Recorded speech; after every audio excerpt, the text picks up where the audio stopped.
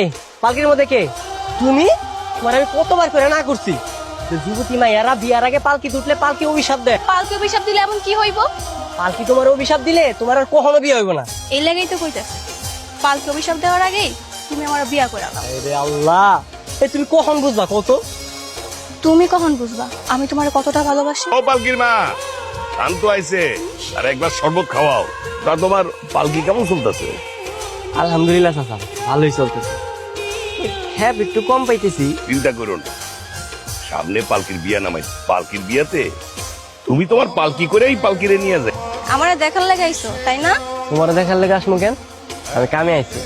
তো কি কামাইছো শুনি? তোমারে কইতে যাবো কেন? বুঝতে পারছি আমি কষ্ট পেয়ে থাকি, এটা তুমি চাও না তাই না? তুমি কষ্ট পাইলে আমার কি? কারণ তুমিও আমার মতো আমার ভালোবাসা ভালাইছো। শান্ত আমারে অনেক ভালোবাসে। সে যদি তোরে ভালোই বাইসা থাকে তাহলে এখন পছন্দ কয় না কেন? কয় না, আমি মনে হয় কইতে লজ্জা পাইতেছে। কই কি কথা জিগাও? ভালোবাসার কথা কইতে আইছো, হাতে করে একটা ফুল নিয়ে আইবা না? সময় তো আর ফুরে যায় নাই।